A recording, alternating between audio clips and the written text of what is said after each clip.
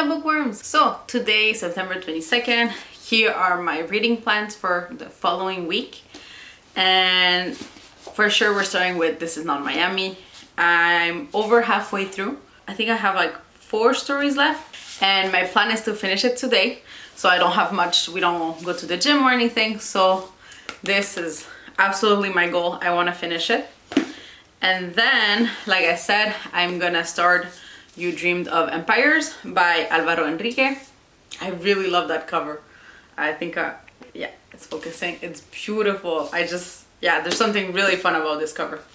And so yeah, so I'm gonna start this one. Sorry, my battery was low, so I changed it and decided to continue drinking my coffee while I talk to you.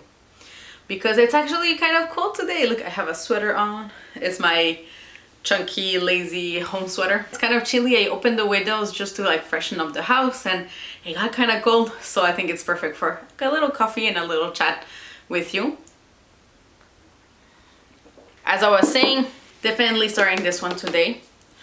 And because I'm that person, I think I'm gonna try and finish this one too today. So again, I really don't have any other plans. I should do some chores and I might, but yeah, I kind of want to read today. I feel like the moodiness and the cloudiness of the day is really giving me like cozy vibes. So I think I want to, this is like super short. I think it's less than 100. Yeah, it's like 80 pages. And it's this letter to her son that Caroline Dawson wrote. And she's the one who wrote La Je M'étais.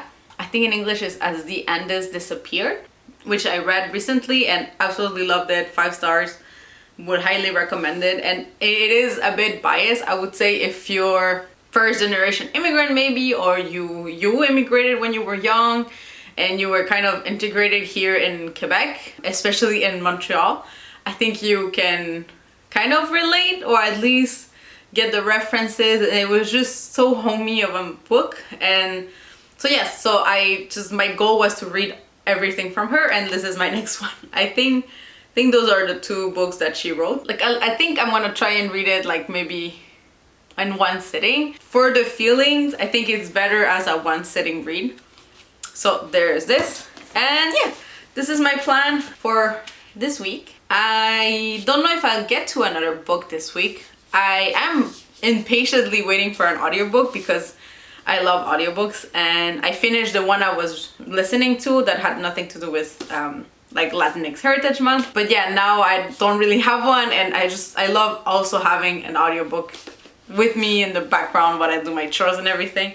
And the one I'm expecting to get hopefully soon, The Great Divide by Cristina Enriquez. So set in Panama. I think I talked about it before maybe. So yeah, I'm like second in line. Should be here in, like, it says less than 2 weeks, so I'm excited. I think I need an audiobook right now because I do have like days like this that I'm really committed to like sitting down and concentrating on books. But then yeah, most of the time my mind is like everywhere and all at once. And then an audiobook just keeps me focused while I am doing things like chores or things that I don't really need to think much about while I enjoy the book. So yeah, this is gonna be my week basically, and maybe a 4th one. An ambitious week, I have to say. It's just that during the week we don't have that much plan.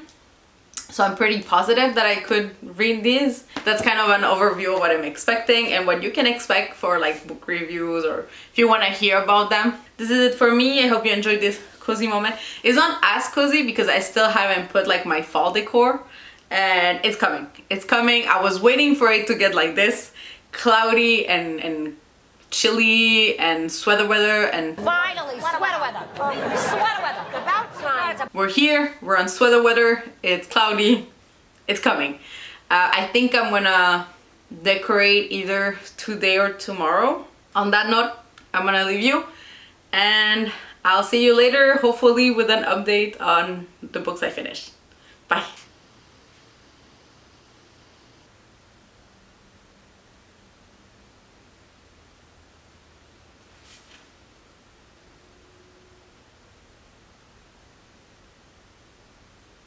bookworms. So today we're September 25th. This is a very special date for me. It's my wedding anniversary. So we're going out tonight to celebrate. And yes, I thought I would do an update. Oh, the camera is a little crooked. I don't know if this is less crooked. If it's still crooked, I'm sorry. But yeah, I thought I would update you because I have finished books. I am starting new ones. So this is like the perfect moment for an update. Also, I don't know if you can see because it's kind of far, but I put like some fall decor in my shelves, and I have flowers everywhere. I love fall. Love pink. What do you think of this song? Love pink. I'm thinking of maybe changing where I do my videos, although I do enjoy the light. I don't think you can really enjoy my bookshelves and like all the decorations, so I think I might change it, and I'll put little clips here of my decorations a little bit everywhere so you can enjoy. Yes, so now let's get on with the book update. First of all, I finished This Is Not Miami by Fernanda Melchor, and I loved it. I loved it. This is an easy 4.5. This was so enjoyable.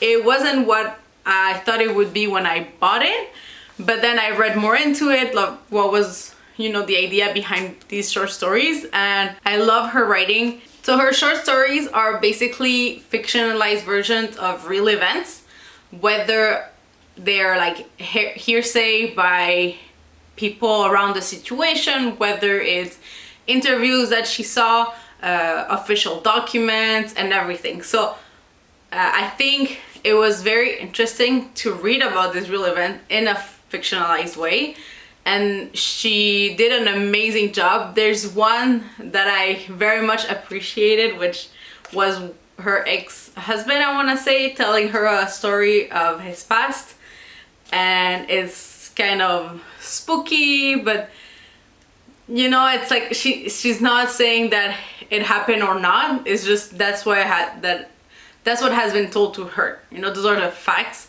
and that someone is telling her. So like in that case, her ex-husband, and she also wanted to have the feedback of another kid that was there during like the spookiness that happened, but of course they didn't want to comment on it, and like that's fair. But see, that's what I mean. It's like reality sometimes is stranger than fiction, and I think she did it in an amazing way in this book, and I would recommend it. Honestly, if you want to read short stories that are very well written, very interesting. So this is focusing a lot on Veracruz, and we see as much all the like drug involved issues, but also the politic issues and how they affect, you know, the humans there, whether it's people that are affected by drugs or that know people that have unfortunately fallen into drugs. And yeah, it's just a lot of politic and the drugs abuse and that time in Veracruz. I think this is so interesting. Highly recommend if you want like a translated fiction. I don't even know how it says literature, like I guess it's a non-fiction. It's just, I think this is exactly if you want a middle point between you do want to read a non-fiction, but you want something that's just easier and not dry or anything to read, this would be it.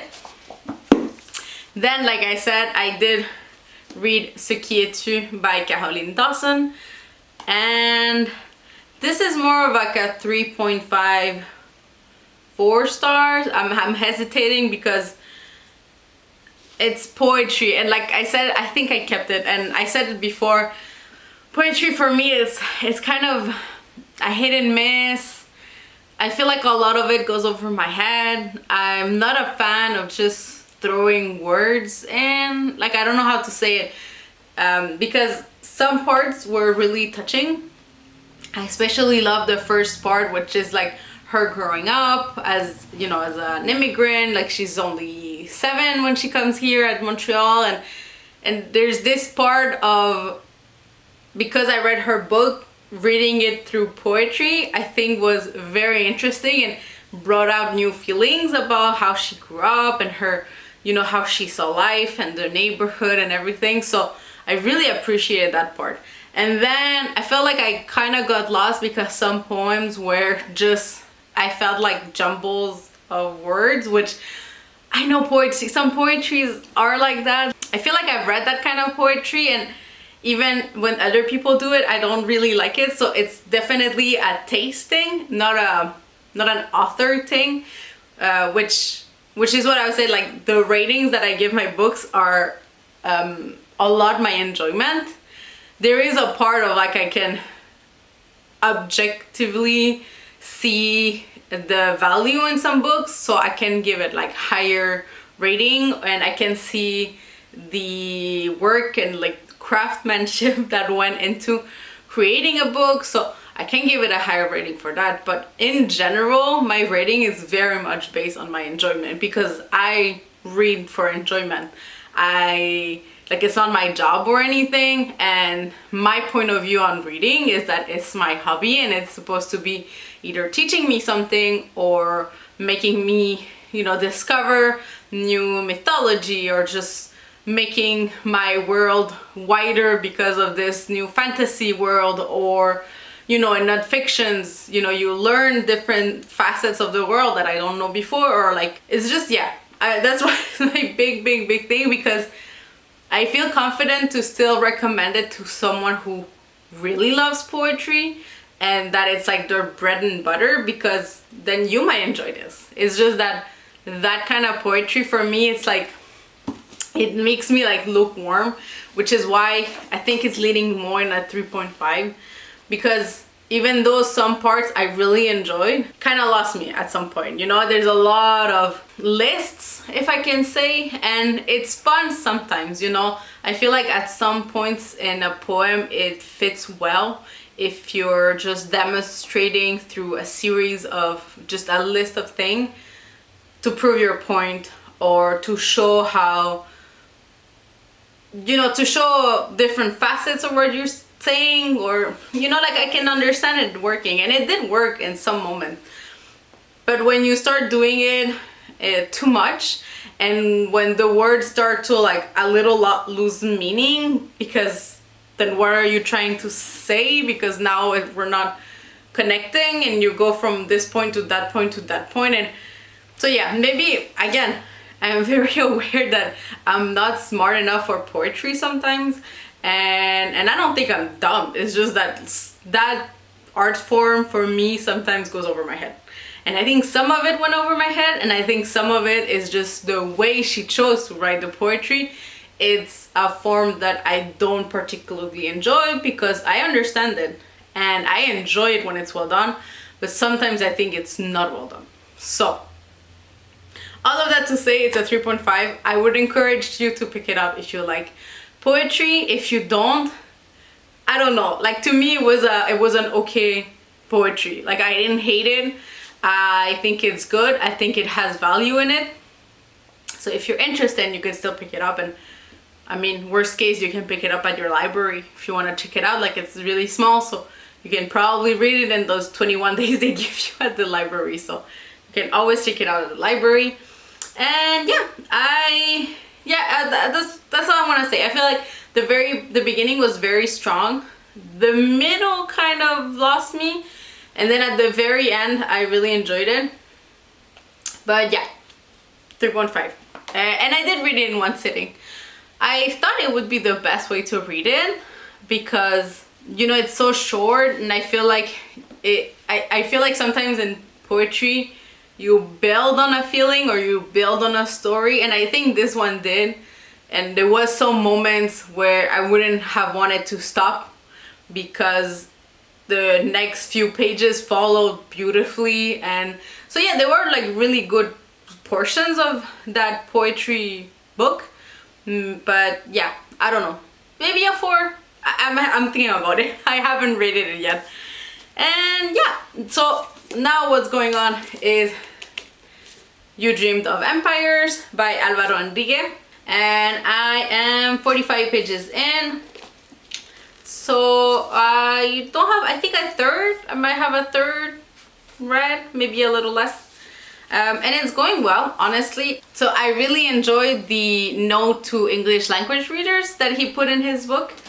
And I personally do enjoy having like French words or Spanish words thrown in when I'm reading an English book, just because sometimes there's just no word for it, or sometimes it's just, as someone who speaks like the 3 languages in one sentence sometimes, because it's just the way we talk at home now, I don't know, I just really enjoy saying it. So in this case, there's Nahual names, and yes, I feel like he makes a point to at least explain some of the pronunciations, or at least to have, because you know, when you read it, to at least know how it would sound. He goes through a few ones that are mentioned. So Tenochtitlan, we have Atoshotli,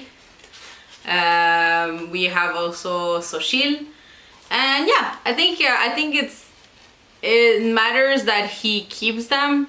And also, like, I think it's a nice touch to have added like those 3-page explanations at the beginning, just to kind of like help you out. And he does say like it's not even just for English speakers, it's just in general, because he's from Mexico and he grew up in Mexico, and even he has like a hard time with some of these names. So yeah, I feel like it's like for general information. And yeah, I like the way he says like let the meanings reveal themselves. I think it's kind of when the author trusts the reader a little bit more and can kind of make those artistic choices. I enjoy it. So far I would say I'm not having too much of a hard time with them, because I'm knowing what he says first, I'm being more mindful of like, okay, so we mentioned this word, what's happening right now, what could it be, is it gonna come up again? So I have like that in mind. I would say it's still the very beginning, because we're still setting up the fact that Cortés is there, and then we're kind of seeing the dynamic of him and his group, and then we have the emperor and his family tree that's kind of like showing up. So now we learn more about that and kind of how the way of things is done there, and how each thinks kind of very little of the other group. And I think facts, really, I'm very intrigued of where it's gonna go. Yeah, I'm enjoying this kind of retelling or reimagination of how they're meeting. I think I'm gonna keep reading this one today. And I also started The Great Divide. So in that one, I think I'm only like 20% in the audiobook. And yeah, I'm enjoying it so far. It's not what I thought it would be, and it's okay. Like, I wasn't like, it's not that I had too big expectations. I just thought the story that was gonna be told would be from other points of view and not those point of views. And yeah, I'm still curious. I'm wondering where it's gonna go. I don't have much to say about the book yet, so I would probably update you when I'm like halfway and a little bit more through it, because I feel like we're still setting the things. I think we've met so far all the characters we're gonna follow, but we might meet others because we kind of like went back to the first one that was introduced. So yes, I think we're gonna have to follow like different characters, and I think I'm gonna continue it more tomorrow. And because I'm in pain, I don't think I'm gonna do much this week. So I was planning on like going to different stores or whatever and doing different things, and honestly my uterus won't. Can I say uterus in YouTube? Well, I've said it twice now. So, and yeah, I'm not feeling it. I think this week is gonna be cozy. Plus it's like very gray and everything, and I think it's the perfect time to just stay in, cozy up and read. So this is gonna be a very chill, book only talk kind of video. And it's okay. I think that's what you guys are here for. So I'm gonna update you again when I'm either halfway through this one or done. Nah, that's too ambitious. Either when I'm halfway through this one or The Great Divide. And I don't think... Am I gonna pick up another book? Because now I'm only reading 2. I know, only reading 2. That's not true. Oh my god, I'm still in the middle of this. I'm not just reading 2. I'm at the same spot, guys. This is bad. I need to like force myself to pick it up. I need to force myself to pick it up in a moment that I know I have like a full, I don't know, 30 to an hour of complete focus to read this, because I feel like I'm getting more scared of it than it's actually, like, it's not that scary, but I feel like I'm making it seem like more daunting than it actually is. So this bad me. Okay, we're gonna focus on this too today. And yes, and then the Great Divide, maybe I do it tomorrow while I do some chores. But yes, I need to be accountable. I need to read this. And yes, I hope you enjoy the little fall clips that I'm gonna add. I did those bouquets. I bought like lots of like different flowers and like made my own little mix of bouquet. Here, I have another one. I love the add of blue. The blue is new this year. I don't know. I feel like fall needed a puff of blue. It's my favorite color, so I thought I might as well just add it. And yeah, this is gonna be it for my update. I'll update you either tomorrow or after tomorrow. Bye. Hi. So I'm doing just a very quick update of my reading. I am fourth through the Great Divide. And honestly, there's a lot of characters to follow. I thought I would enjoy it more. And it's not a writing issue because the writing is good, but I don't know, we're following all these characters, and honestly, out of those, I think so far I'll only care about 2. And yeah, I feel like there's too many POVs, and the one that made me think, okay, I should sit down and like just have it in my thoughts was, there was this guy, which I don't remember his name, but he's like, oh, you know, I'm in the US and like I'm kind of bored. Basically it's that. Basically it's like, oh, I'm kind of bored. You know what I would do? I'll go to Panama to work on the Panama Canal, to really make my mark, to really do something important. And then he gets there and it's like, oh, well, now I just have to, like, oh, it's so unexciting because I just get to like order people around, so I don't feel like I'm doing a difference. Are you dumb? Are you insane? Oh my god. Like, these people, like, they're describing the people working in the rain, in the humidity, like non-stop, people getting malaria, people getting sick, people dying, and I'm like, and you're complaining? Like, I know it makes sense. It makes sense. I understand that there's probably, and there still is in the world, people who are just that unaware. You know, there's just so much in their little bubble that they're unaware that what they're thinking and saying is just insane. And then the worst part is not even like, he has no redeeming quality. He's just an I'm sorry, he's just an awful person. When they show him like the working, and he's just like being aggressive to the people there, and like being, you know, the classic prison guard that's like, what do you want? Like, why are you so slow? Like, where are you stopping? And I'm like, oh. So yeah, that was a chapter I could have definitely just skipped, because I hate being in the mind of that man. And yeah, okay, it's accurate. I don't want to read that. I don't want to read about this unredeemable character that's just an to people. And like, okay, maybe I'm hoping that there's like a character development thing maybe happening, or honestly I'm okay with just never revisiting that character. Like, I'm okay if it was like a glimpse of how insane Americans are and were even at that moment, and then never hear about him again. Like, I'm okay with that. No issue here. But yeah, I don't know. I'm very uninterested to some of the point of views, and either that one was just, it just angered me, and I don't know, and then some are just very mundane. So you follow this couple from, I don't know where, somewhere in Europe, and he's a scientist, and then that's his wife, and then she feels like unsatisfied because he always thinks about work. And I feel like we've heard that before. Like, I'm not getting anything new out of this. And then she's like, she hasn't had a kid because the man basically doesn't touch her, or like whatever. and they tried like at the very beginning of their marriage, and then it didn't work out. And instead of, you know, it was another time, so instead of like talking about it or see other options, they just never talked about it again, never tried again, and it's just like 20 years later, and now she's kind of sad and regretting not being a mother. But yeah, I don't know, like it's a sad story. It's just written in such a cliche Victorian era way that I'm like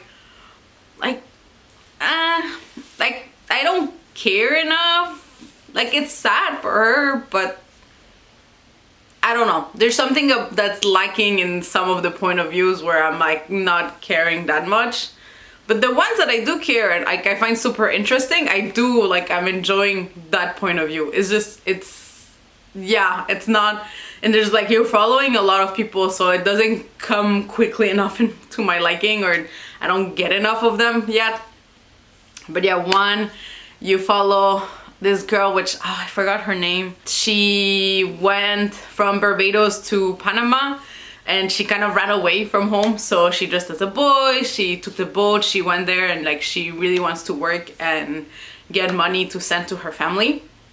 And then you unpack it, you know, so slowly you come back to her, and it's like her mom, and then how she grew up, and how she, you know, like her history there in Barbados, and then that she has 2 kids, and that, you know, she was able to build a house, and she wanted to give them like education and choices that she didn't have. And then the choice she made, because her sister's really sick and needs medical attention, her choice is to leave and like make money, because she obviously doesn't think she can make it with like being, her mom is a seamstress, and like that's not enough money for that operation. So anyway, so I think this is so interesting, because you got in those 3 moments that we saw her, we got her like character already, and then the second it was like her mom's story and kind of how it developed to her choice, and then it's you're back as her, so you have the character, the background, and like how she's reacting to some of the situations. And I don't know, there's just something I like really enjoy about this character, and like she's very endearing, and she's very like strong-headed, and yeah, I really enjoy that point of view. And then the other one is the boy, who's a Panamanian boy who is living with his father. His mom passed away, and then his father is like a fisherman, and like that's basically his life. And he's trying to teach him, and it doesn't go well. Like, you don't know exactly what happened, you just know it absolutely didn't go well. He was not able to like learn anything from fishing, and then he felt like his life was a little empty, and he makes the choice to like work for the whatever white company or white people are like commandeering this whole Panama Canal work, and he decides to go there. And of course that is against it, because like how could you work for them? And like his point of view is that, you know, the kid's point of view is that, you know, now Panama is gonna be the most important place in the world because it's connecting the ocean. And it's like a very sweet way of saying, like, I want to say kind of like, it's naive. It's like an innocent and naive point of view of thinking, that it's gonna be like best country, everyone's gonna know about it and everything. And then that is like, no, like, why are you working for these people? It's like awful, and like there's only bad reasons to do so. And yeah, you kind of like, that's so far we had like the dad's point of view and then the kid's point of view. That's kind of the point of view that I was expecting to read, so I'm glad it's there. But yeah, for the other ones, honestly, I'm like, I don't know. So yeah, so far it's okay. I hoped I would enjoy it more, but I don't think it's the author's fault. Like, maybe my expectations were maybe different than the book wanted to be. Keep you updated if that point of view comes back again. I really hope not, and if it does, I hope it's in a better way, because my god, it was awful. Freaking hate it. Hi everyone. So I changed a bit the setup of the videos, and I think you can enjoy a little bit more the decoration that I've put up. So just having a bit of this fall vibe going on, and I wanted to update you on the reading. So I'm currently just gonna look I'm currently at 64% of the audiobook of The Great Divide. I'm enjoying it more now. I did have, again, the point of view of the person that I hated, but at least it wasn't too long. But then we follow more about the characters that I like, so Ada and Oscar.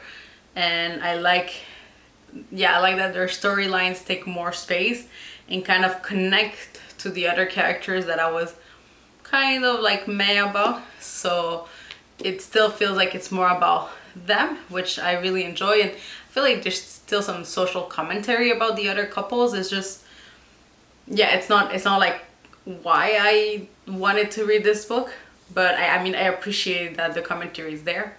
So yeah, I'm enjoying it more so far. I think I could finish it tomorrow easily, because I think it's like 4 hours left that I have, and I mean, I'm listening to it faster. But at the same time, I kept reading a little bit of this one. So I'm at page 67 here. I'm like, I want to say a third of the way through, and I'm really enjoying it. The issue is that because at the beginning I was reading like really fast and I got really into the story, I think I should have paid more attention to like the names and the terms and everything. And so at the beginning it made sense because it's like new information I'm taking in. But now that they're getting more political about it, and so it gets a little bit more complex, I don't have as much as those context clues, which, I mean, it's my fault. Like, as a reader, I should have paid more attention.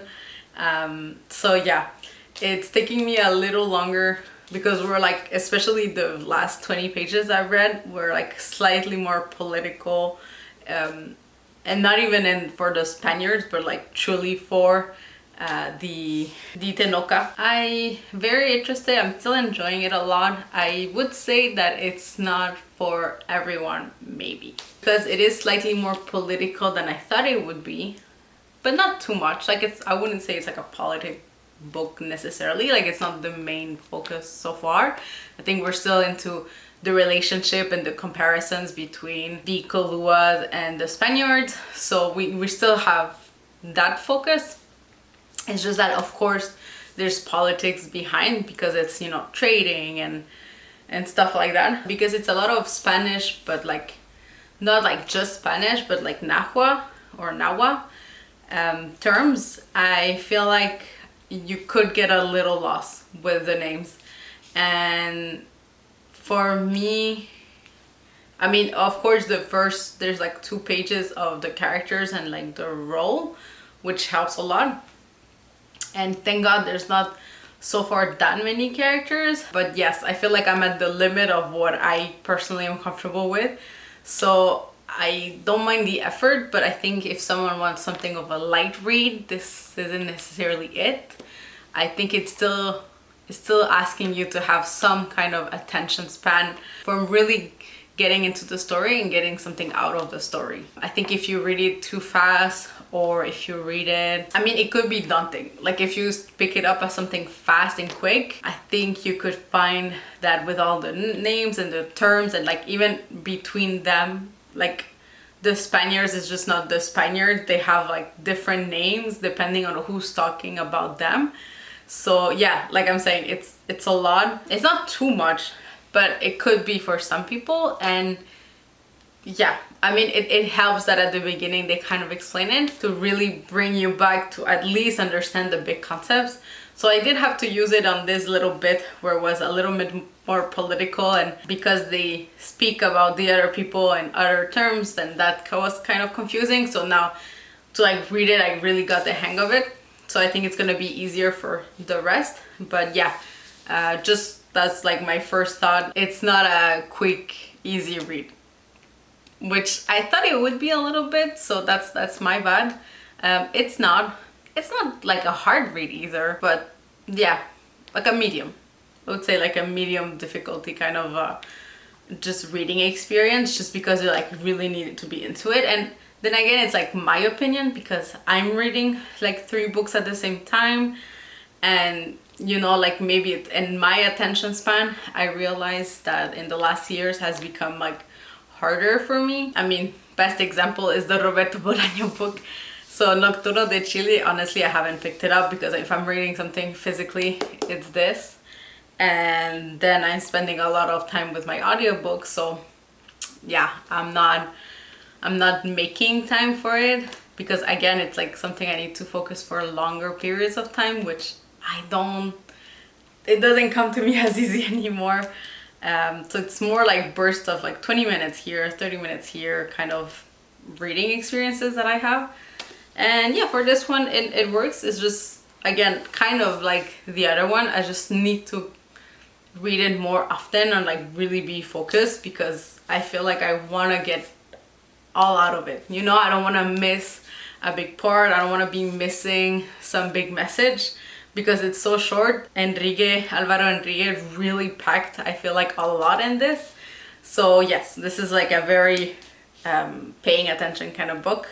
And yes, and it's fun. So I don't think by the end of this week's vlog, because I'm ending it tomorrow, I don't think I'll be finishing or starting another book. I mean, I'm definitely finishing The Great Divide, that I'm pretty sure. Now, I think this vlog in general will be more short and sweet because I posted and edited the first one and oh my god, it's 15 minutes long and I apologize. Like, I hope you like those long, like, sometimes I put them up as like podcasts, like if there's creators that have like those really long videos, take like a cup of tea, I do my own thing on the side and then like listen to them or kind of thing. And I mean, I invite you to do the same. So I'm basically talking about books. You can definitely do that. Just take a cup of tea, do your own thing on the side and like while listening to me rambling about these books. So yeah, I don't think I'm gonna do an update tomorrow, so I'll leave you on this. If you like this video, you can like, you can comment, you can talk to me in the comments about the books you've been reading for the Latinx Heritage Month and any other book that's on your TBR.